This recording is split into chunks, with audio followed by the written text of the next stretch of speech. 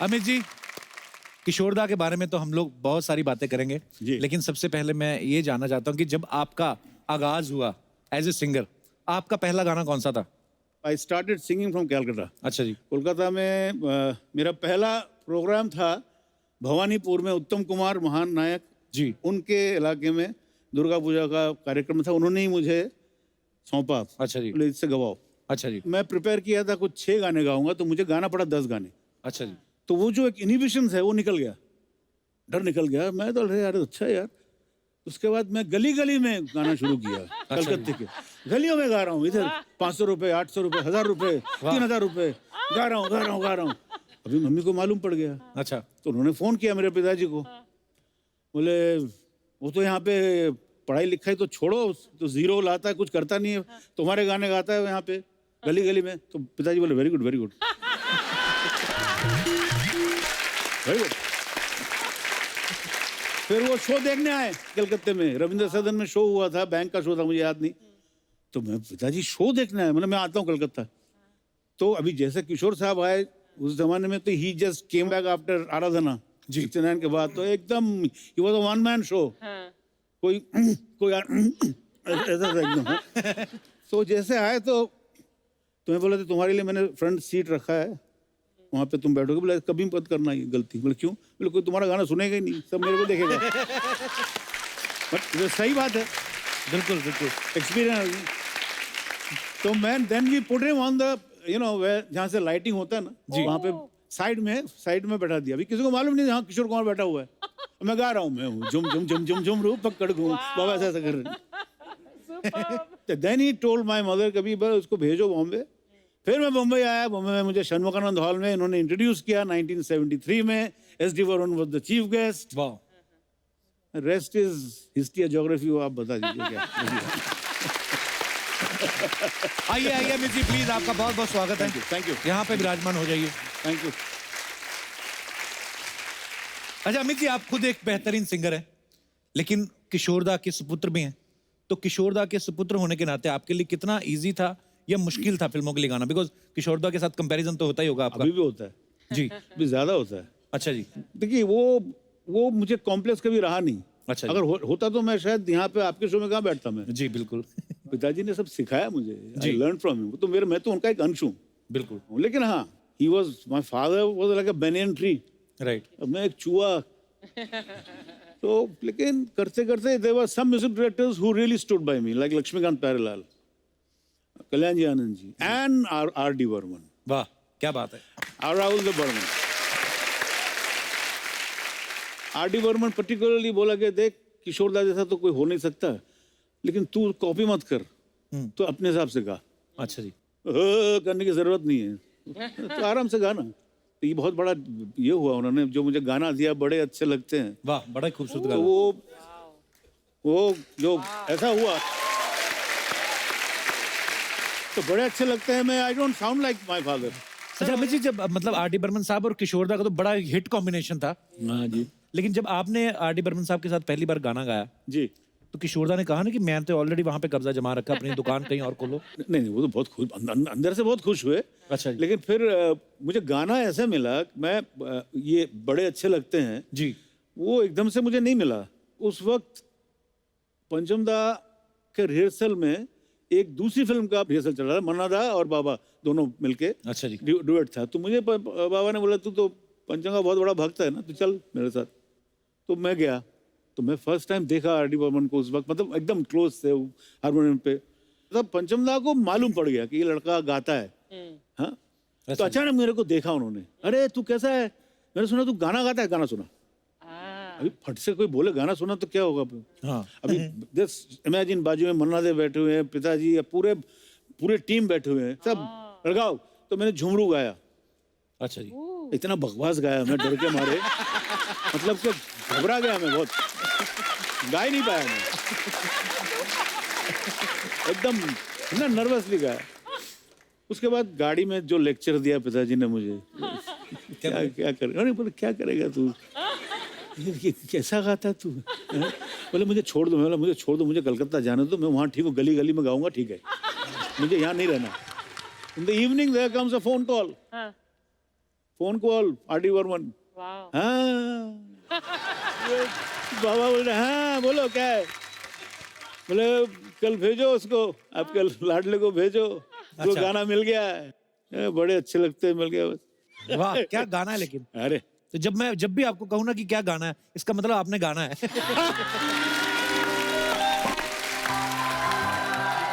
अरे किशोर दा को जिन्होंने सुना है, इंक्लूडिंग मी, हम लोग को वो रंग आ ही जाता ना। आप इतना सुनते हैं उनको, तो आपके तो फादर हैं, तो आपके तो ब्लड में है, तो अगर उनकी आवाज का बिल्कुल आपके अंदर वो आ भी जाए टच, तो कोई बुरी बात नहीं है।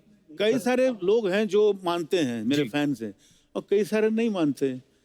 तो एक तो फेसबुक में मुझे किसी ने मुझे फ्लूक बोल दिया।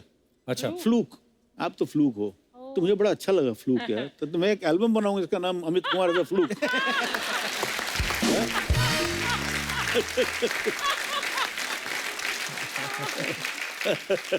अच्छा अमित सर, हमने ऐसा सुना है कि किशोरदा के पास जो टैलेंट है गाने का, जी। मतलब चाहे एक्टिंग करे या उन्होंने कभी किसी से ट्रेनिंग नहीं ली थी, ये सही बात है?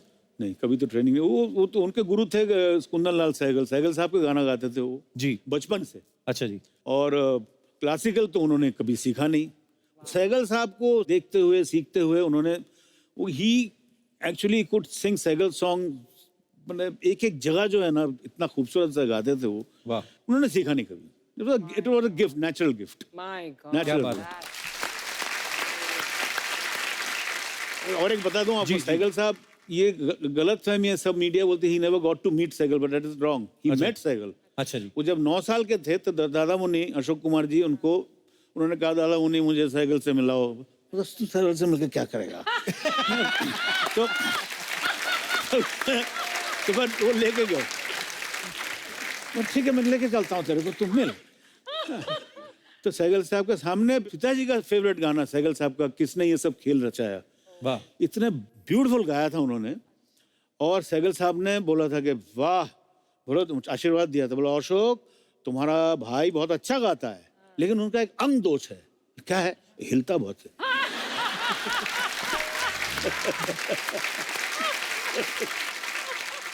तो अमित सर आपने सीखा है गाना कि गॉड गिफ्ट है आपको भी? मैं एक दफा मेरा दिमाग खराब हो गया था अच्छा जी। 1971 में कि मैं क्लासिकल सीखूंगा। अच्छा। तो पिताजी को मैंने बोला बाबा मैं क्लासिकल सीखूंगा। तो पिताजी ऐसे तो क्लासिकल सीखेगा? और तो बाबा बोले मेरा लूप लग गया, तो मैं सीखूंगा क्लासिकल, मैं क्लासिकल सीखूंगा। बोले ठीक है आराम से भैया, आराम से। तो फिर उन्होंने मन्नादा को फोन किया, मन्ना डे। अच्छा जी। वाह मन्ना डे के साथ पिताजी का पुराना रिश्ता। मन्नादा, मेरा लड़का अमित बोलता है क्लासिकल सीखेगा। मन्नादा क्या क्लासिकल? ठीक है उसको भेज मेरे पास। तो मैं गया मन्नादा के पास। फिर उन्होंने मुझे उस्ताद दिया, उस्ताद गुलाम मुस्तफा खान साहब, वाह। उनके पास मैंने सीखा। वो आते थे, घर पे आते थे। अच्छा जी। तो वो 6 महीना सिखाया, तो मेरा तो बाउंसर गया पूरा। मैं अंदर गया ही नहीं। अच्छा। तो फिर पिताजी को मैं बोला बाबा मेरे से नहीं हो रहा। मैं बोला था तेरे को ना नहीं होगा, क्यों ऐसा दिखाता है अपने आप को? तो उसके बाद तो खैर, लेकिन गुलाम मुस्तफा जी अभी भी बोलते हैं कि अगर तुम सचमुच सीखते थे तुम बहुत अच्छा गा सकते थे। मतलब सही बात है। पर आप बहुत अच्छा गाते हैं अमित जी। अच्छा अमित जी, ऐसा भी तो होता होगा कि जैसे किशोरदा इतने बिजी हैं और कोई और प्रोड्यूसर आया, और एक तो उसका बजट भी कम हो गया, तो ऐसा कभी किसी ने सोचा यार उनका बेटा ही तो है अमित, और उनकी आवाज भी आपकी काफी, वो रंग तो आता ही है, तो कभी ऐसा हुआ हाँ, कि हुआ, कम बजट हुआ। वाले आपके पास आ गए हो? हुआ है, अच्छा जी। हुआ है, बहुत हुआ है। देखिए मैं विद ड्यू रिस्पेक्ट, पिताजी का रेट बहुत भयंकर रेट था उस जमाने में। अच्छा जी। और उनका एक था कि लता कितना ले रही है, अच्छा। तो अगर लता जी 80,000 ले रहे तो मैं 90 लूंगा। अच्छा। तो ये कमाल था ये। तो और देते थे प्रोड्यूसर, घर पे आके देते थे। ये बहुत बड़ी बात, घर पे आके। पर घर पे आके पैसे देखा। बड़े तो ठीक है भाई, अभी कहाँ वो 90,000 से मेरा रेट क्यों बोलूं मैं? लेकिन हाँ, एक गाना था, मैं ही गाया था, गुलजार साहब ने लिखा था, आर.डी. कौन सा बर्मन गाना का, रोज रोज आंखों तले। वाह, बड़ा खूबसूरत गाना है। वो गाने में 3 अंतरे आशा जी की थे। अच्छा जी। I think I am talking about 1984-85 में जीवा फिल्म रिलीज हुई थी। अच्छा जी। तो अभी हीरो जो है संजय दत्त, अच्छा जी। उसको जब मालूम पड़ा उनको कि पूरे गाने में वो कुछ नहीं कर रहा, लड़के मंदाकिनी गाएगी और मैं खड़े रहूंगा ऐसा करके, तो बोला मेरे को एक अंतरा दो, तो उनके वजह से एक मेल अंतरा आया, थर्ड अंतरा। अच्छा जी। तो थर्ड अंतरा जैसे हुआ तो पंचम दा बोले ठीक है किशोर दा को फोन करो यार। तो किशोर दा का नाम सुन के डड्डू से किशोर दा क्यों क्या भाई अभी क्यों, अरे क्यों, ठीक है चलो अमित को फोन करो यार। अच्छा। मेरी एक बुरी आदत है, दोपहर को कुछ भी हो जाए अमित कुमार नीड्स 40 विंग्स, दोपहर को सोऊंगा ही मैं, अच्छा। बचपन से है। तो पिताजी को मालूम था ये, पंचमदा ने फोन किया और बाबा ने उठाया, हेलो। अरे पंचमदा का एक बड़ा मजेदार ये था, वो अच्छा। कभी भी हेलो नहीं बोलते थे, जैसे हम हेलो बोलते वो हाँ।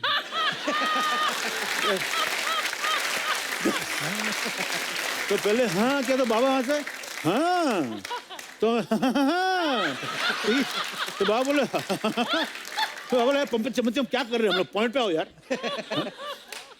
तो फिर बोले आपका लड़का क्या कर रहा है, बोले तो मालूम नहीं सोता है वो, दोपहर को सो रहा है, बोले उसको जगाई, उसको गाना मिल गया एक। अच्छा। तो बाबा बोले पंचम मैं किस खेत की मूली हूँ, बोले आपका बजट ही नहीं है। तो मुझे ये गाना मिला। वाह क्या बात है, बड़ा खूबसूरत गाना है।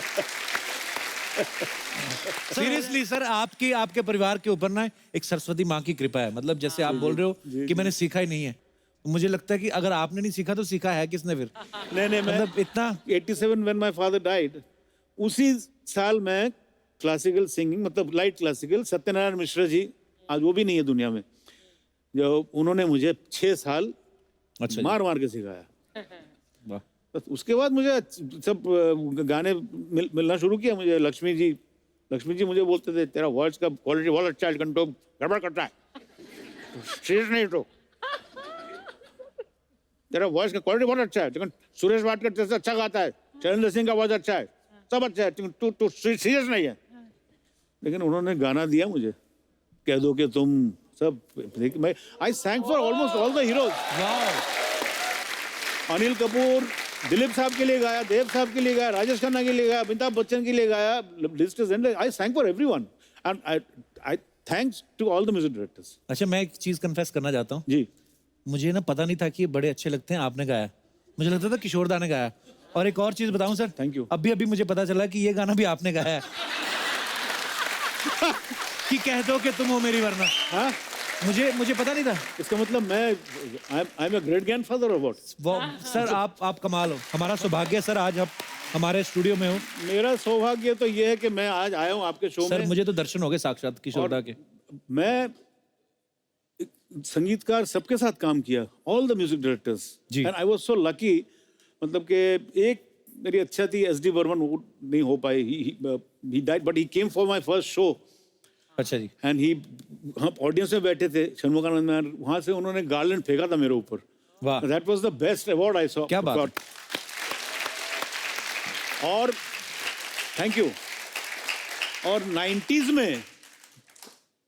90s में मैंने सलमान खान जी के लिए गाना गाया निश्चय फिल्म में। उसके संगीतकार थे ओपी नैयर। वाह। नैयर साहब के लिए भी मैंने गाना गाया। क्या बात है, वाह।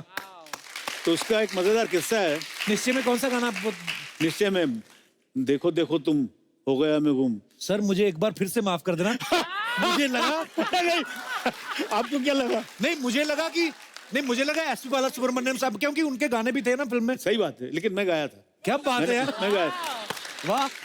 अच्छा, वो नैयर साहब को तो पिताजी रफी साहब को ये प्रेफर करते थे, पिताजी के साथ पुराना ये था एकदम शुरू में। तो नैयर साहब एक दिन मुझे फोन किया, नैयर साहब, उनका वॉइस कुछ अजीब था, तो मैं फोन उठाया, हेलो। हाँ सर। नैयर साहब खुद फोन किया, हेलो।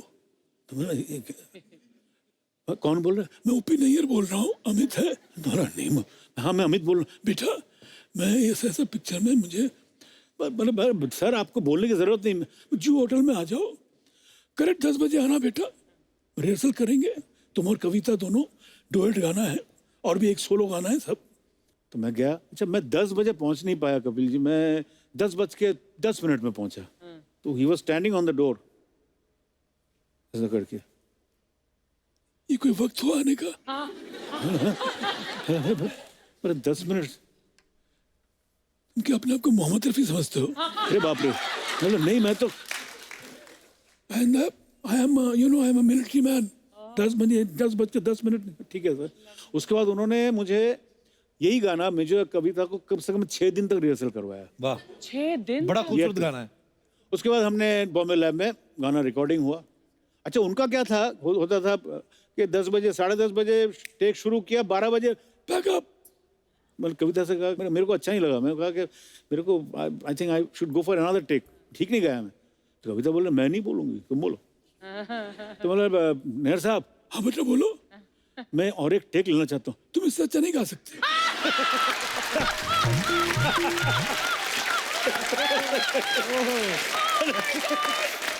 वाह.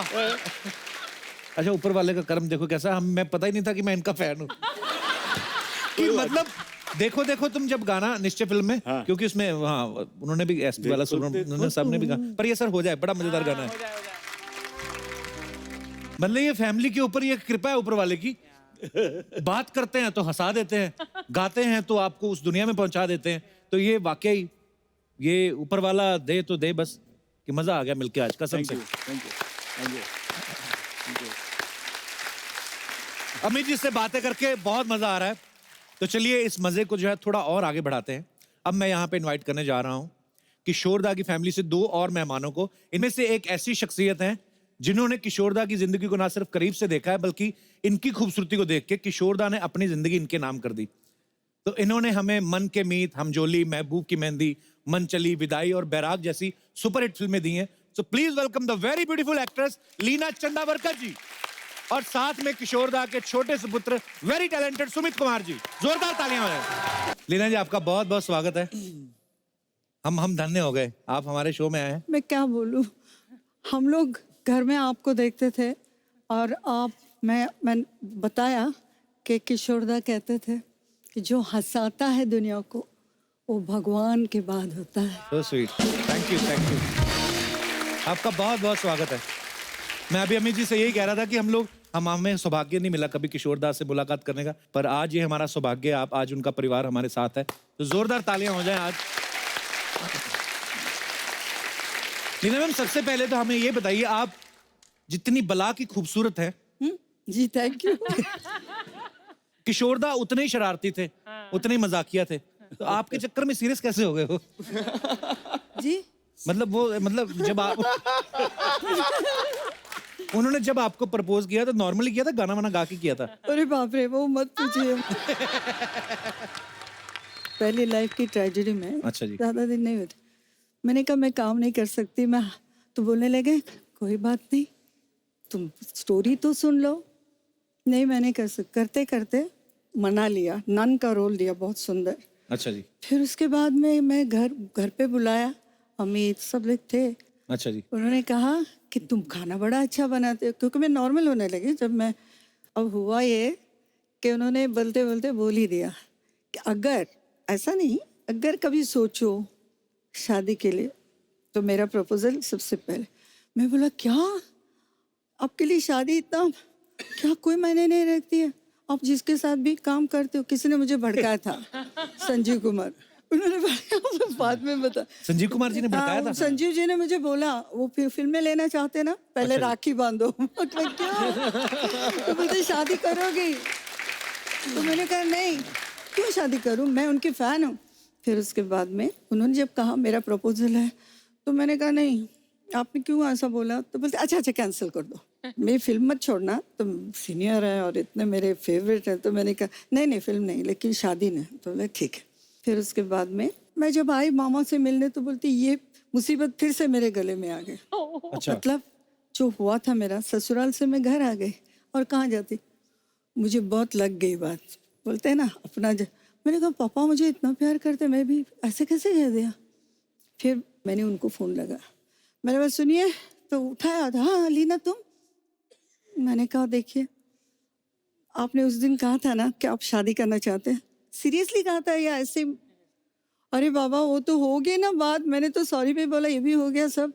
अभी मैं भूल भी गया हूँ. तो मैंने कहा ऐसा है तो फिर मुझे किसी और को अप्रोच करना होगा.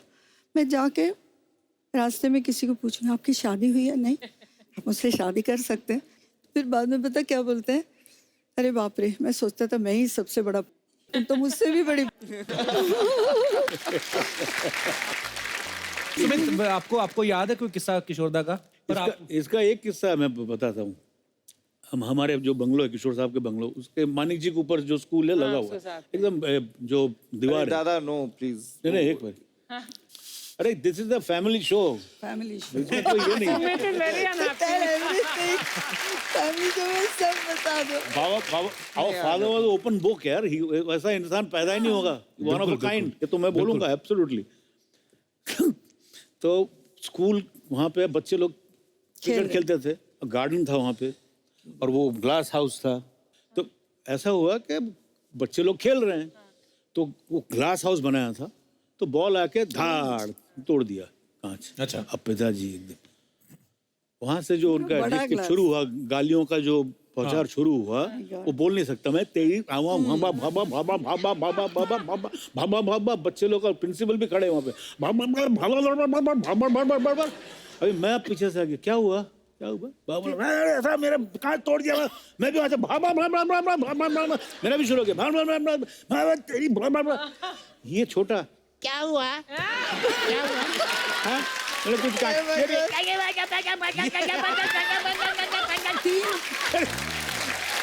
तीन डिफरेंट। तो ये बोल रहे बाप रे बाप, बाप का बेटा दोनों देखो। तो प्रिंसिपल फिर चिट्ठी लिखा, किशोर साहब आप सचमुच तो क्या? मतलब बचपना कितना, मतलब ये बातें जो कहीं सच ही कहते हैं कि ये जो कलाकार के अंदर का बचपना है, हालांकि सिर्फ कलाकार ही नहीं, किसी के अंदर का भी जो बचपना है वो नहीं मरना चाहिए। पर आज मैं देख रहा हूँ कि अमित जी आपके अंदर भी वो शरारतें हैं, और लीना जी आपके चेहरे पे भी एक कहीं ना कहीं एक मासूम से बच्चे वाली ना वो स्माइल दिख रही है। सो बहुत ही प्यारे लग रहे हो आप तीनों। Thank you so much once again. और आज सिर्फ लीना जी, सुमित और अमित जी नहीं है, अमित जी का परिवार भी यहाँ पे है। अमित जी आप प्लीज इंट्रोड्यूस करवाएंगे कौन कौन आया घर से? मेरी पत्नी रीमा गांगुली। नमस्कार जी, बहुत बहुत स्वागत है आपका। आपके बहुत बड़े फैन हूँ। Thank you. My mother in law Vandita Dasgupta. नमस्कार जी, प्रणाम, वेलकम। हाँ बहुत बड़ी। मेरी डॉटर उस तरफ है, हेलो, मुक्तिका गांगुली, वेलकम। और वृंदा गांगुली। वेलकम।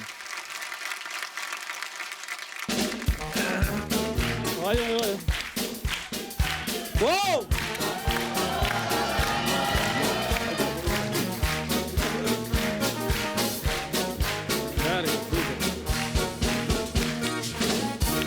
ओ चंदू, ये क्या पतीला लेके घूम रहा है? खबरदार, इनको पतीला बोला तो ये मेरी जायदाद है।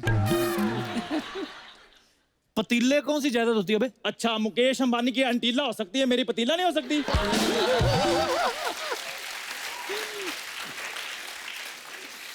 पहली बार मैंने पतीले के 2 ढक्कन देखे हैं। एक पतीले के ऊपर, एक पतीले के साथ खड़ा है सूट बूट में। जब बर्तनों की इतनी नॉलेज तो शो क्यों खोला? टेंट हाउस खोलो ना, वो ज्यादा चलेगा। मैं भी किस में उलझ गया। श्री किशोर कुमार जी की फैमिली आई हुई है। अमित जी नमस्कार, सुमित जी नमस्कार, लीना जी नमस्कार। आप ये सोच रहे होंगे कि मैं पतीलों के साथ क्यों आया हूँ। नहीं, वो नहीं सोच रहे। तो फिर आप क्यों सोच रहे हैं? अच्छा, मैंने एक चीज देखी है, उतना हिसाब धर्मराज कर्मों का नहीं रखता जितना ये हमारा रखते हैं। मैं कर्मों का नहीं, तेरे जैसे बेशर्मों का हिसाब रखता हूँ। तुम क्यों मेरी बेइज्जती सुन रहे हो? चलो यहाँ से निकलो। And keep the change. Keep the change उसको बोलते जिसको पैसे दिए हो। जिनसे खुद मांग के आए उनको नहीं बोलते कीप द चेंज।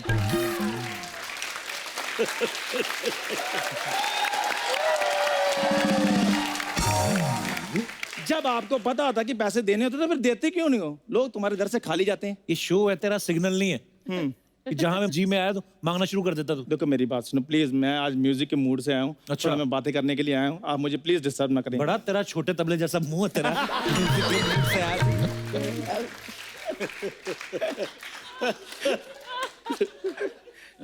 बता क्या बातें करने आया? मैं अमित जी, इधर आके बैठ, इधर आ। पीठ पीछे बातें बड़ी करता है एक तो। इधर आ। बैठ, इधर बैठ। देख तेरे को इज्जत दे रहा हूँ। कभी सोचा था तू किशोरदा की फैमिली के साथ बैठेगा? देखा आते नहीं जाती। नमस्कार सबसे पहले। उसके बाद में क्या करेगा? अभी तू पहले नमस्कार है तो नमस्ते तो सबसे पहले, नमस्ते तो ऐसे की है जैसे उसके बाद बड़ा कुछ ये गाना सुनाएगा। मैं बहुत ज्यादा हाथ बड़ा- देखो इसके रहते हैं। कुछ मांगेगा पक्का।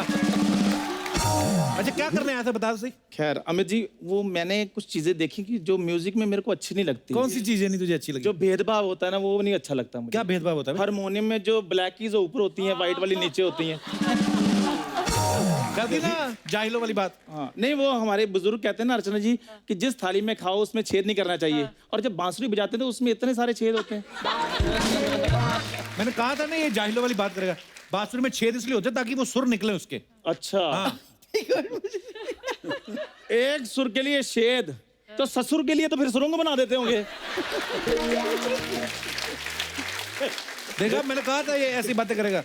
म्यूजिक के बारे में मेरे को मत बताओ, इधर मैं भी घराने से बिलोंग करता हूँ। घराना उनका होता है जिनका घर हो। तेरा फुट पताना है तेरा। इधर बैठो, इधर बैठो। सोनी साहब के गुलजार साहब बैठो इधर।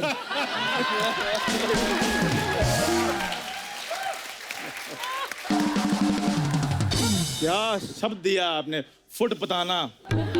खैर अमित जी, मेरे को भी प्रॉपर एक अच्छी नॉलेज है म्यूजिक की। जैसे वो तानसेन साहब वो सुर लगाते थे ना, तो वो मैं भी लगा सकता हूँ। तो लगा फिर। नहीं लगाने नहीं ना मैंने, क्योंकि जब वो लगाते थे तो आग लग जाती थी, बारिश हो जाती थी। और मैं बिल्कुल नेचर लवर हूँ, मैं प्रकृति के खिलाफ कुछ करता नहीं हूँ। अच्छा हाँ जी। तो फिर ये जो सुबह सुबह बोतल पानी की लेके जो प्रकृति के साथ उसकी बनाई हुई जमीन को जो तू गंदा करता है, वो क्यों करता है फिर? वो खाद होती है।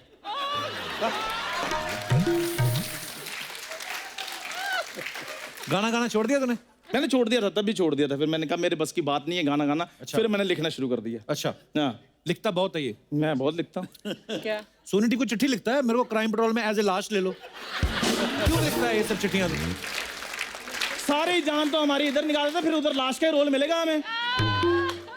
वो आपको पता है जो A.R. रहमान साहब का वो जो फेमस गाना जिसको ऑस्कर मिला, वो भी मैंने लिखा था। कौन सा गाना? जय हो। और जागरण में जितनी ज्यादा जय हो मैं करता हूं, करता ही कोई नहीं है। आपको पता है उनको गर्मी अवार्ड भी मिल गया था। क्या अवार्ड? गर्मी? हाँ।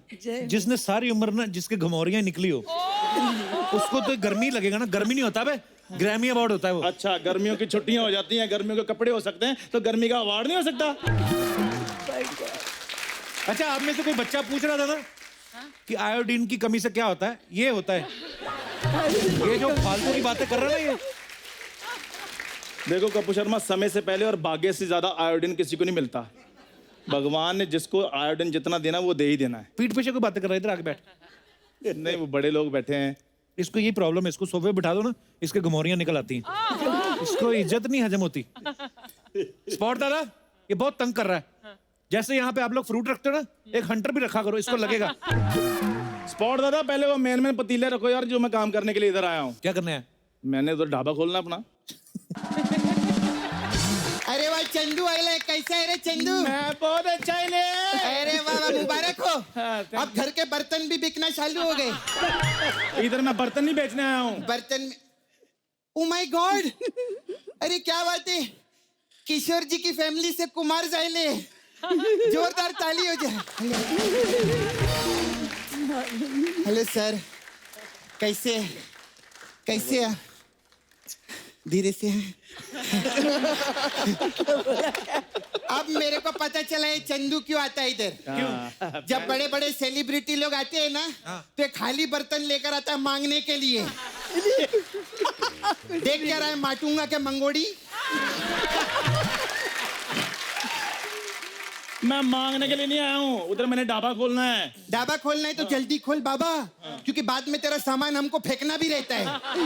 ऐसे कैसे फेंक दोगे? मैंने इधर सोनी साहब से चिट्ठी लिखवाई है, ये देखो। सोनी साहब मतलब सोनी टीवी? हाँ, ये चिट्ठी लिखवाई मैंने सोनी दिखा साहब। दिखा, सोनी साहब की है। ये ले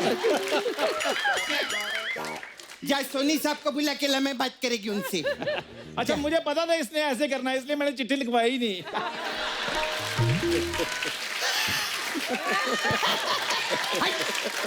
बड़ा है इधर।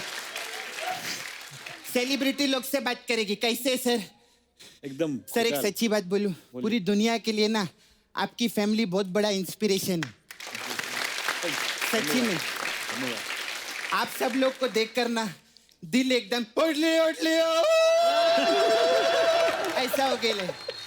सर मेरा बचपन से सपना था कि मैं बड़ी होके ना सिंगिंग बनूं। सिंगिंग नहीं, सिंगर होता है। नहीं, जेंट सिंगर रहता है, लेडी सिंगिंग ही रहता है। ये कप्पू को ज्यादा मालूम नहीं है, इंग्लिश का प्रॉब्लम है इसका। तू नाला सोपारा में तेरा इंग्लिश ठीक हो जाएगा। अरे तेरे पीछे जो आदमी है उसको तो रेस्ट दे। कौन? अच्छा हाँ, चंदू से बातें कर रहा है वो। ये ले, इसके साथ लगे रहे तो तेरे को मजा आएगा। सर मेरा कहता, मैं तो सिंगिंग बनी नहीं, लेकिन मेरी ख्वाहिश है कि जब मेरा बेटा होगा ना उसको मैं बहुत बड़ा सिंगर बनाएगी। क्यों? क्योंकि मैं बहुत गरीब फैमिली से है ना, और मैं इधर के रियलिटी शो देखी है, जितने कंटेस्टेंट रहते हैं ना वो भी गरीब रहते हैं, माँ बाप तो और भी गरीब रहते हैं।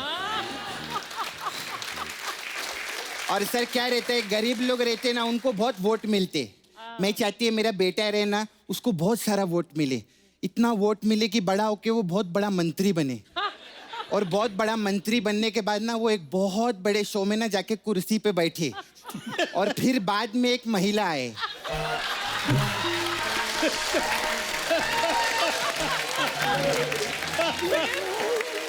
और वो महिला आके उसकी कुर्सी छीन ले और उसकी कुर्सी पे बैठ जाए और मैं फिर से गरीब हो जाऊं। मैं यही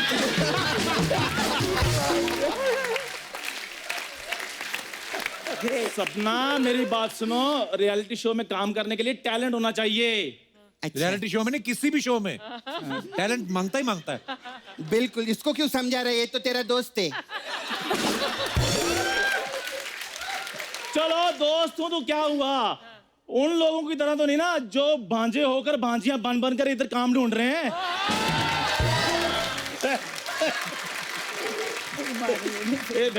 मेरे साथ ज्यादा पर्सनल मत होना, मैं बोलती है यार वो तो शो मैं- पे मैं भांजी है, समझा? पैकअप के बाद मिल, तेरे को भांजे का प्यार देगी मैं। बात कर रहे ला इधर, बकवास करते हैं। सपना मैं तो यार मजाक करता हूँ, तुम तो ऐसे गुस्सा कर जाती हो। क्या मजाक करता हूँ। मजाक करता है? अब तू ही मजाक करेगा क्या? हम लोग क्या इधर सेल्फी लेने को आए? मजाक करता हूँ। मुंह देखो इसका। सर लोग से, सेलिब्रिटी लोग से बात करेगी मैं। अब वो गाना है ना आपके डैडी का, एक लड़की भीगी भागी सी। सर वो मेरा फेवरेट सॉन्ग है। पूछो क्यों? क्यों? क्योंकि मेरा छावा रहता है ना नाला सोपारा में। मैम छावा समझते हैं ना? छावा क्या होता है? छावा छावा वो मेरा छावा रहता है उधर, बॉयफ्रेंड। जब भी मेरे को मिलता है ना वो किशोर दा का गाना गाते हैं कि लड़की भीगी भागी सी। अच्छा, हाँ, तुम बारिश में मिले थे? नहीं कीचड़ में मिली थी हम लोग। कीचड़ में कौन मिलता है? उसका सुअर निलाने का काम है ना नाला सोपारा में।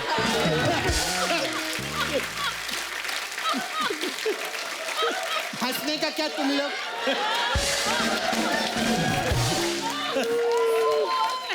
हाँ, मुकेश डुक्कर वॉशिंग कंपनी है उसका उधर। और सुअर लोग को निलाते मालूम है मैम? आप देखे ऐसा क्यूट से रहते हैं, ऐसा रहते, ऐसा पिंक कलर के रहते हैं ना। अमित जी भी बहुत बड़े फैन है। अरे वो तो उसके लिए कस्टमर भी ढूंढते हैं। वो कैसे ढूंढते हैं? अरे मैं केबीसी में देखी है, वो सबको पूछते हैं आर यू सुअर, आर यू सुअर, ऐसा करके।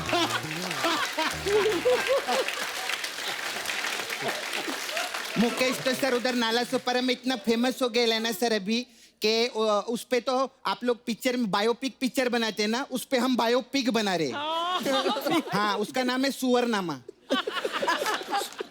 एक बार उसने बहुत बड़ा सूर नहलाया, फिर अंदर से लड़की निकली।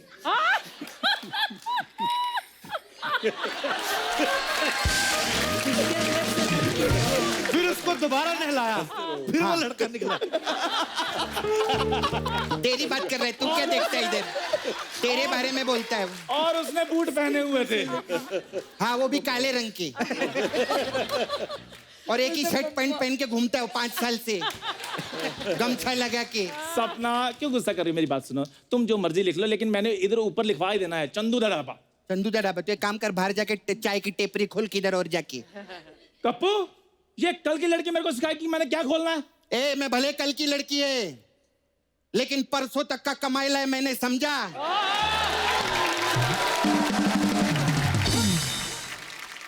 और तरसों तक का जुगाड़ किया है, और इधर बरसों तक मैच टिकी रहेगी, ये भी तू लिख ले। बात करते हैं। देखो, जा रहे बाय। नहीं बाय नहीं, आइडिया दे रहा हूं तुम्हें मैं। मेरे पास बहुत अच्छा आइडिया है। तुम पीछे अपना ब्यूटी पार्लर चलाओ, आगे मेरे को थोड़ी सी जगह दे दो, मैं तुम्हें एक वक्त का खाना फ्री दे दिया करूंगा। भिखारन हूं मैं। एक वक्त का खाना फ्री में देगा, मेरे को 3 टाइम का खाना एक बार में चाहिए, वो भी दिन में 4 बार, समझा? बात कर रहे हैं, भिखारी समझते हैं। तुम दिन में 4 टाइम खाना खाती हो? नॉर्मल लोग 4 टाइम ही खाते, तेरे जैसा नहीं, जब मिल जाए तब खा लिया। सही बोला ना मैम?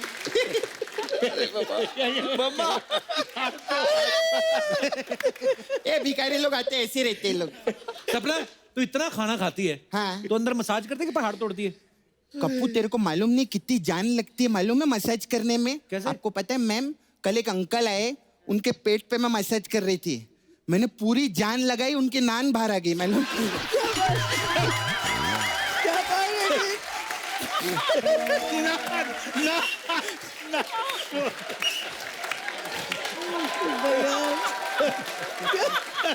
क्या मैसेज किया?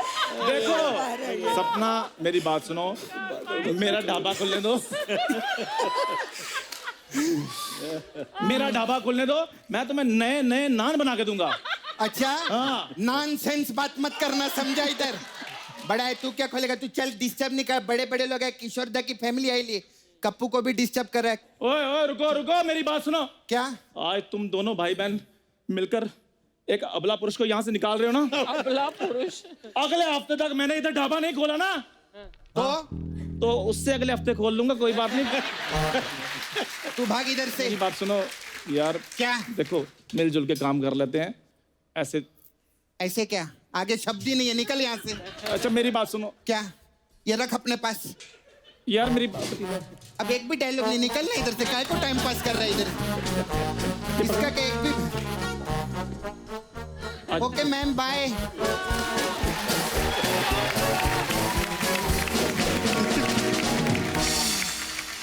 अच्छा अमित जी, हमने ऐसा सुना है कि जैसे किशोरदा को कोई बुरा बोल देता था, वो बदला जरूर लेते थे वो, ये सही बात है? सही बात है, मतलब कि एक बार हुआ था, वो पिताजी ने बताया था मुझे बचपन में। अभी जब खंडवा से आए वो, बॉम्बे आए तो 1946 में आए थे, 45-46 में आए। अच्छा जी। दादा मुनि तब तो स्टार थे। पिताजी को खाने का बहुत शौक था। अच्छा जी। तो कहीं शूटिंग है तो किशोरिया, दादा मुनि किशोरिया बोलते, किशोरिया हाँ चल आज मेरा यहाँ शूटिंग आएगा। नहीं नहीं नहीं मैं नहीं आऊँगा। अरे खाने को मिलेगा, अच्छा आता हूँ। तो ऐसा, तो एक बॉम्बे टॉकीज या फिल्मिस्तान में उस वक्त मुहूर्त था, अशोक कुमार हीरो थे। तो फिर पिताजी गए। अभी Dada Muni, Ashok Kumar ji was very handsome, you know, गोरे थे एकदम। पिताजी थोड़े से मतलब काले थे। तो छोटा सा बच्चा लॉलीपॉप लेके आया है, 9 साल 10 साल का दादा मुनि। तो जैसे एंट्री हुई दादा मुनि तो सब आ गए फोटोग्राफ लेते। डायरेक्टर भी आ गए, दादा मुनि welcome, hello welcome, very good, good wishes बोल के ऐसा देखा। तो ये कौन है दादा मुनि? मेरा भाई है किशोर। अच्छा अच्छा अच्छा, काला है। आप कितने गोरे हैं। काला काला जैसे बोला ना बाबा, मुझे काला बोला। मुझे काला बोला अनमन में। ठीक है बच्चू, मेरा भी जब वक्त आएगा देख लूंगा मैं। अच्छा। और वक्त तो आया बाद में कि हीरो बन गए। अभी वही डायरेक्टर दादा मुनि को फोन कर रहे, he was very close to Dada Muni. अच्छा जी। दादा मुनि आजकल किशोर बहुत अच्छा काम कर रहा है पिक्चर में, I want to take him as a hero. Dada Muni ठीक है मैं बात करता हूँ। तो बाबा दादा मुनि ने फोन किया, किशोर तू ऐसा ऐसा है, डायरेक्टर फोन किया है और याद है वो मुहूर्त में आया था। बोला हाँ हाँ हाँ हाँ, तो वहाँ पे वो तेरे को हीरो लेना चाहता है। तो बाबा बोले काला। तो काला किसको बोल रहा है? नहीं नहीं मुझे याद आया।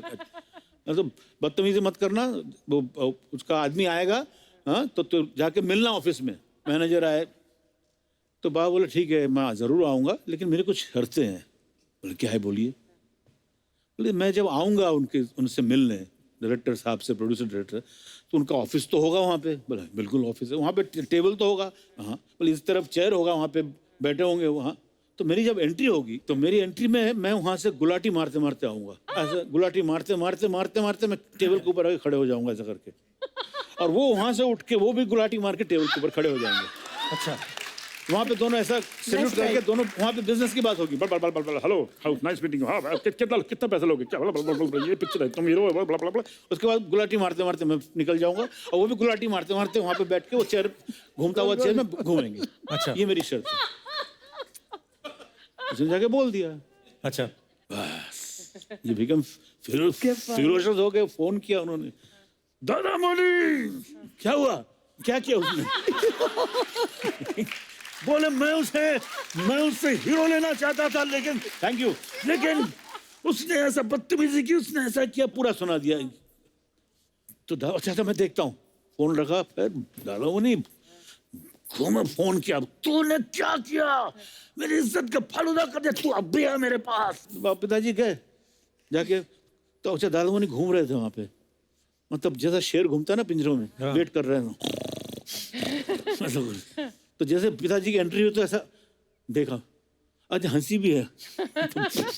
उनको अच्छा भी लगा है। बोले क्या बोला तूने? क्या बोला? बोले कुछ नहीं दादा बोली, मैं बचपन में जब गया था ना तो मुहूर्त में तो मुझे काला बोल दिया। काला? बोला हाँ मुझे काला बोल दिया, तो मुझे लग गई। अब मेरा टाइम आया तो मैंने उसका ऐसा बदला लिया मैंने, तो उसमें क्या बुरा क्या किया मैंने? सुनिए, तो दादा वो नहीं बोल रहे, क्लाइमैक्स दादा बोले तू ये सब करके बच जाता है, मेरे से होता नहीं है।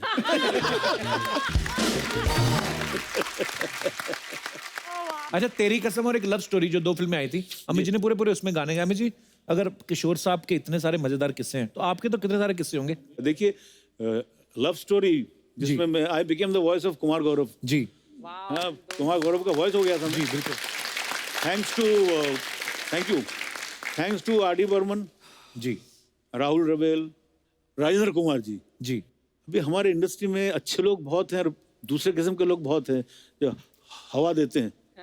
तो किसी ने जाके पंचमदा को बोल दिया कि अमित तो आजकल पंचमदा पता नहीं अपने आप क्या समझ रहा है, ऐसा 20,000 मांग रहा है, ये मांग रहा है। तो बुला उसको, बुलाया तो मैं गया, तो सबको बाहर किया। फिर मेरे को लेक्चर शुरू, तू क्या किशोर कुमार है, मोहम्मद रफ़ी क्या कर रहा है तू अभी से पैसा मांगता है? पहले बेस बनाओ यार, खबरदार पैसा नहीं मांगने का। किशोर दा के बाद इतने 2-3 झाड़ एक हिलाएगा तो 1 करोड़ गिरेगा, तू पैसा क्यों मांगता है? अच्छा नहीं मांगूंगा। मतलब मैं तेरे को दूसरी पिक्चर देता हूँ, तेरी कसम, कल आ जा गाना गा, पैसा नहीं मांगने का। मतलब नहीं मांगूंगा। तो मैं गया, मैंने गाना गाया, मुझे 2,500 का चेक मिला भैया। अच्छा वाह। तो मैंने 2,500 देख के ऐसा बोला 2,500 मिल गया पंचमदा, मुझे 2,500 का चेक मिला। बोला क्या बात है, वेरी गुड, ये हुई ना बात, अपने बल बुते हुए मिला तुझे 2,500 का चेक, जा बैंक पे जमा दे। मैं बैंक में जमा दिया, चेक बाउंस हो गया।